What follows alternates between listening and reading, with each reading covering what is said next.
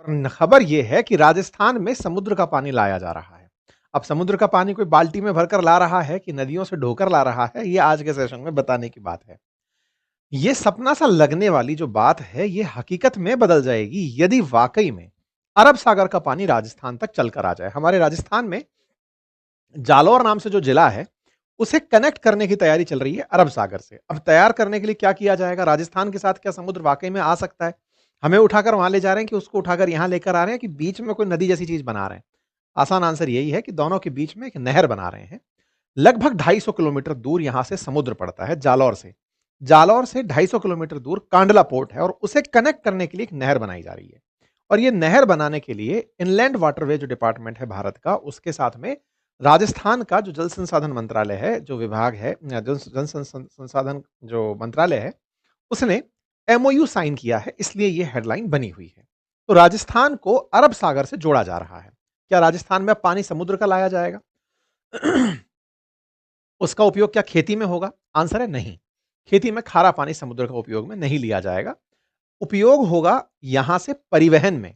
अर्थात अगर राजस्थान से कांडला पोर्ट तक सामान भेजना है, तो कांडला पोर्ट तक सामान भेजने के लिए रेल मार्ग अथवा सड़क मार्ग के स्थान पर नहर मार्ग से सामान भेजा जाएगा। तो ऐसी कितनी बड़ी नहर बना दोगे? देखिए, नहर के नाम पर तो स्वेज कैनाल भी दुनिया का बहुत सारा माल ढो ही रही है। ऐसी ही एक कैनाल होगी। संभावित है कि ये 25 मीटर गहरी और 300 मीटर चौड़ी होगी, ऐसा न्यूज में निकलकर आ रहा है। जिससे मालवाहक माल को कार्गोज पर रख रख करके कांडला पोर्ट तक पहुंचाया जा सकेगा। इसी बात को लेकर के inland port to be developed in Rajasthan Jalore news निकलकर आई। इस पूरे कार्यक्रम में 10,000 करोड़ रुपए का खर्च आएगा, ऐसा खबरों में बताया जा रहा है। राजस्थान के जालौर में यह होने जा रहा है। ये एक नेशनल न्यूज बनकर के आई और कहा गया कि राजस्थान में इस तरह से राजस्थान का पहला इनलैंड पोर्ट बनेगा, जो कि वाटर वे होगा कांडला पोर्ट से कनेक्ट करने के लिए। तो देखिए, ये रहा जालौर और जालौर के अंदर जगह है सांचौर। सांचौर को कनेक्ट करने के लिए रण ऑफ कच्छ से होते हुए इस तरह से एक नहर प्रस्तावित की जा रही है। असल मायने में जवाई, लूणी और रण ऑफ कच्छ, ये जो नदियां बहती हैं जवाई और लूणी, और उसका रण ऑफ कच्छ के साथ में जो बहता हुआ रास्ता है, उसी के रास्ते को उपयोग में लेते हुए इस नहर का निर्माण किया जाएगा। ये नहर जब मतलब टेक्निकली इस नहर का उपयोग पानी के लिए नहीं किया जाएगा। मतलब इस तरह से समझिए कि इस पानी से इंदिरा गांधी कैनाल की तरह सिंचाई नहीं की जाएगी। इससे इस पानी को अंदर तक ला करके केवल परिवहन और अगर भविष्य में आवश्यकता हुई तो एंटरटेनमेंट के पर्पज से, टूरिज्म के पर्पज से इस नहर का उपयोग किया जाएगा। ठीक है।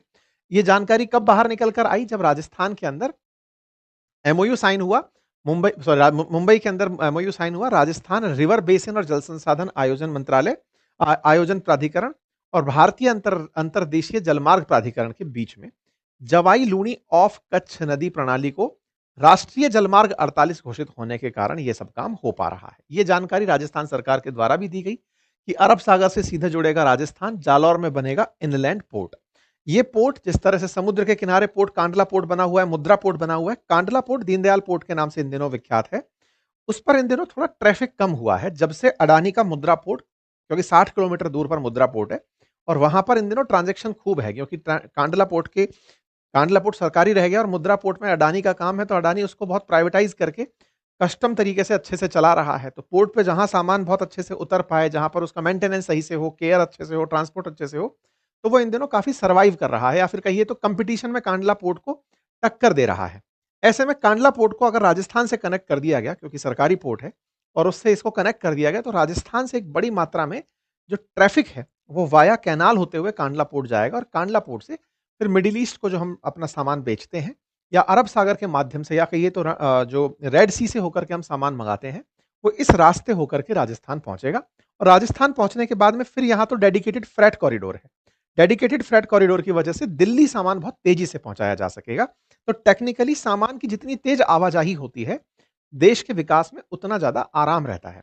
अगर सड़क से और रेल से अगर आप देखते हैं मार्ग सामान को भेजने का, तो उसका एक समय लगता है, पर प्रदूषण फैलता है, तेल खर्च होता है।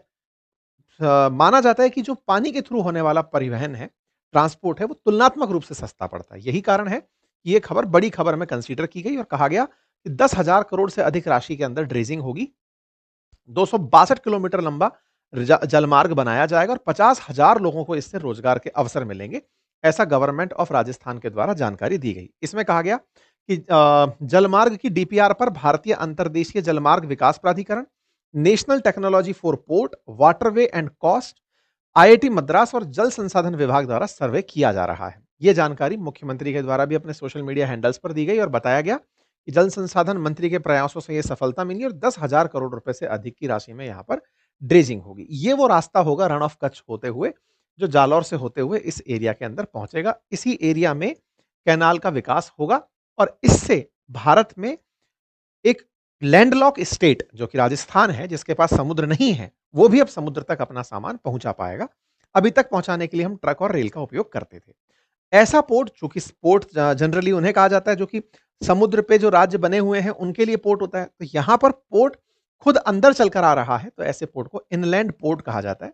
और इस तरह के काम को करने के लिए भारत में inland waterway authority of India है, जो 1985 के अंदर बनाई गई। और ऐसे ही भारत में और इनलैंड रास्तों को तलाशने के लिए नेशनल वाटरवे एक्ट पास किया गया, जिसका उद्देश्य था कि वाटरवेज जो नदियों के रास्ते हो सकते हैं या इनलैंड पोर्ट के रास्ते बन सकते हैं, उनके थ्रू हम किस तरह से कार्गोज को समुद्र तक आसानी से पहुंचाएं और इन रास्तों में रास्ता सुगम रहे और वेसल्स का सही से उपयोग हो, इसके लिए इनलैंड वेसल एक्ट 2021 लाया गया था। ठीक है, यहां पर आज अगर हम बात करते हैं तो हमारे देश में वर्ष 2014 से अब तक नेशनल वाटरवेज में 767% की वृद्धि हुई है और कार्गो हैंडलिंग में 635% की वृद्धि हुई है। जब भी कोई देश इस प्रकार से कार्गो हैंडलिंग तेज कर रहा होता है, इसका मतलब है कि वो जो माल बना रहा है उसे समुद्र तक जल्दी पहुंचा रहा है, और समुद्र जल्दी पहुंचा रहा है इसका मतलब एक्सपोर्ट को तेज कर रहा है, जिसकी वार्षिक वृद्धि दर अभी 22% है। ये बड़ा नंबर है, मतलब CAGR compound annual growth rate 22% होना एक बड़ा नंबर माना जाता है। कार्गो ट्रैफिक हमारा बढ़कर 18 मिलियन से 133 मिलियन तक पहुंच गया है, जिसमें तमाम सरकारी प्रयास, चाहे वो मैरीटाइम इंडिया विजन हो, चाहे सागरमाला प्रोग्राम हो या नेशनल पर्सपेक्टिव प्लान हो, इनका बहुत बड़ा योगदान है और इस वजह से हम लोग बहुत आगे बढ़ रहे हैं। क्योंकि राजस्थान लैंडलॉक स्टेट है, समुद्र के किनारे नहीं है, इसलिए हमें ट्रांसपोर्टेशन में आवश्यकता थी कि हमारे लिए भी कुछ ऐसे रास्ते खुलें। हालांकि राजस्थान से काफी अच्छी कनेक्टिविटी गुजरात की है, हम रेल के माध्यम से और सड़क के माध्यम से माल अपना ऑलरेडी भेज रहे हैं, लेकिन इसकी आवश्यकता हमेशा रही कि कीमत के आधार पर कुछ ऐसा बनकर आए जो कि सस्टेनेबल हो। इस बात को लेकर के वर्ष 2015 से सर्वे चल रहा है और 2015 में पहली बार यह जिक्र निकल कर आया था कि राजस्थान की गवर्नमेंट इनलैंड पोर्ट चाहती है जालोर में। 2015 में यह न्यूज बनकर के तैरना शुरू हुई थी। सेंटर ने अपनी तरफ से कहा कि वो राजस्थान की हेल्प करेगा। राजस्थान और गुजरात के बीच में इस बात को लेकर के सहमति बनी कि ठीक है, अगर आप इस तरह से कैनाल चाहते हैं तो गुजरात कैसे साथ काम कर पाएगा। फाइनली अब जब ये बात निकल कर आने लगी, धीरे धीरे फिर इसमें चर्चाएं आने लगी कि नहीं साहब, ये इनलैंड पोर्ट फेजिबल नहीं होगा बनाना, क्योंकि पैसा बहुत खर्च होने वाला था इसके अंदर। फिर इसमें जो नदियां ऑलरेडी एग्जिस्ट करती हैं उनका पानी जल भराव किस तरफ जाएगा, ये तमाम बातें चलती रही। और इन सभी चीजों के बीच में, या फिर ये कहिए कि पहले सत्ता बीजेपी की थी, फिर कांग्रेस की सत्ता आ गई, फिर बीजेपी आई है केंद्र में और गुजरात में लगातार बीजेपी बनी रही है। तो कहिए कि जब कांग्रेस थी राजस्थान में तब गुजरात, बीजेपी गुजरात, कांग्रेस राजस्थान और केंद्र बीजेपी, इनके बीच में सामंजस्य नहीं बैठा था। अब 3 डब्बे की सरकार, 3 इंजन की सरकार हो गई, केंद्र सरकार, गुजरात सरकार और राजस्थान सरकार, और तीनों एक ही पार्टी की सरकार है। तो टेक्निकली इनके बीच में सामंजस्य अब तेजी से बैठ जाए, और अगर ऐसा हो तो ये 262 किलोमीटर का 10,000 करोड़ खर्च होने से बनने वाले जो नहर है या जलमार्ग है, इससे राज्य को लाभ हो सकता है। अब चूंकि ये कांडला पोर्ट से कनेक्ट होगा तो थोड़ा उसके बारे में जान लीजिए। वो एक नेचुरल हार्बर है, मतलब वहां से पानी की गहराई स्वतः ही खुद बहुत अच्छी है। भारत के एक बड़े पोर्ट के रूप में कांडला पोर्ट रिकॉग्नाइज होता है और वहीं से इसको कनेक्ट किया जा रहा है। ठीक है, जिस रास्ते को बनाया जा रहा है इसे नेशनल वाटरवे 48 नाम दिया गया है। 48 का मतलब उद्देश्य यह है कि हमारे देश में बहुत सारे वाटरवेज ऑलरेडी हैं। वाटरवेज मतलब जल के माध्यम से होने वाले रास्ते, मार्ग चलने वाले जो हैं, वो हमारे ऑलरेडी बहुत सारे हैं। उनमें से एक इसका नाम नेशनल वाटरवे 48 दिया गया है। ये कुछ वाटरवेज हैं, फेमस 13 वाटरवेज जो हमारे देश में ऑलरेडी ऑपरेशनल हैं, जिनको यहाँ पर दिखाया गया है।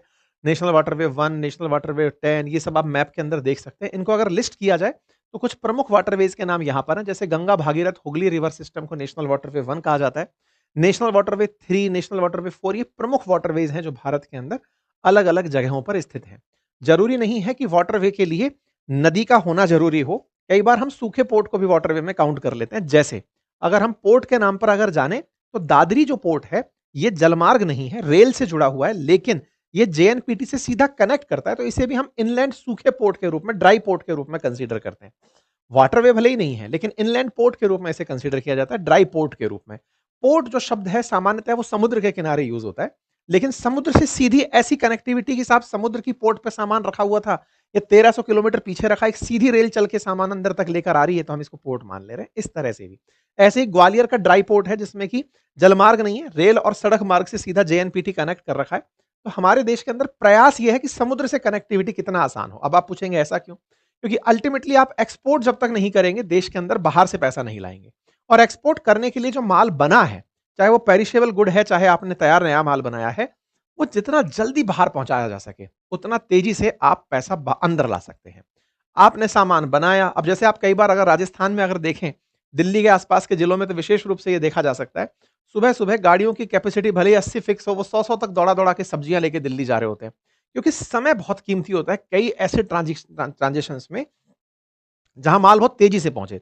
अब जैसे साउथ से चल करके कई फल के ट्रक चल के राजस्थान चल के आते हैं, तो इनमें समय का एक अपना कंस्ट्रेन होता है। अगर समय ज्यादा लग गया तो फल खराब होने लगेगा, सब्जियां खराब होने लगेंगी। ऐसे ही गुड्स के केस में है, अगर कोई माल बनाया, उसका ट्रांजिशन जो टाइम है, अगर वो बहुत ज्यादा लग गया, तो हमारे लिए वो अपने आप में एक नुकसान के रूप में होता है। तो सरकार का प्रयास ये है कि हम पोर्ट से बहुत तेजी से कनेक्ट हो, जो भी माल बने, चाहे वो राजस्थान में बने, गुजरात में बने, वो तेजी से एक्सपोर्ट तक पहुंचने लगे, और जो बाहर से आ रहा है वो देश के अंदर तेजी से आता रहे। बस इसी प्रयास में सरकार के द्वारा ये काम किए जा रहे हैं।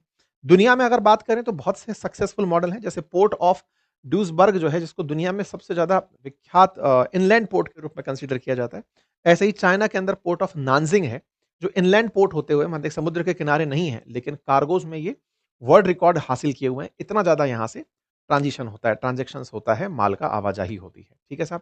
तो राजस्थान में अगर ऐसा होता है तो ये भारत राजस्थान के लिए एक बड़ी उपलब्धि होगी। उम्मीद है कि आप इस बात से होने वाले लाभ और चुनौतियों से परिचित होंगे। लाभ में सबसे बड़ा लाभ यही है कि ये कम खर्चीला है, कार्बन का उत्सर्जन कम है, सड़क पर और रेल पर जो भीड़ है उससे आपको ये बचा कर रखता है, अच्छे से देश की इकोनॉमी में एंट्री करता है। दिक्कत क्या है? दिक्कत ये है कि इसमें पैसा बहुत खर्च होता है। दूसरा, रास्ते के अंदर चूंकि समुद्र के साथ आने वाला पानी, तो सिल्ट बहुत आ सकती है, रास्ते जाम होते हैं, जिससे उसको सफाई कराना, वापस से उसको मेंटेन करना, और उसका मेंटेनेंस कॉस्ट अपने आप में एक बड़ा कॉस्ट है। चाहे फिर आप उठा करके स्वेज कैनाल उठा करके देख लें, चाहे पनामा कैनाल उठा कर देख लें, बहुत से देशों की इकोनॉमी कैनाल्स के रख रखाव पे चली जाती है। तो ऐसे में क्या राजस्थान इतना महंगा अफेयर रख पाएगा? 10,000 करोड़ का जो ये खर्च है, ये केवल बनाने भर का खर्च नहीं है, ये वही है सफेद हाथी, इसको बनाना और उसके बाद इसको मेंटेन करना। कहीं ऐसा ना हो कि हमारे लिए ख्वाब देखने में तो खूबसूरत हो, लेकिन इससे जो पैसा हम कमाएं उसमें इतना लाभ हम नहीं निकाल पाए। ये जरूर सरकार को पूरी तरह से एनालाइज करना चाहिए। फिलहाल के लिए इतना ही। जानकारी पसंद आई हो तो आप इसे जरूर साझा करें, क्योंकि राजस्थान रिफाइनरी की भी बाट जो ही रहा है, देखते हैं वो कब पूरी होती है। ऐसे ही एक दूरगामी हमें इनलैंड पोर्ट भी दिखाई दे रहा है। अगर ये बनता है तो निश्चित ही देश राज्य के लिए अच्छा होगा। बहुत बहुत धन्यवाद।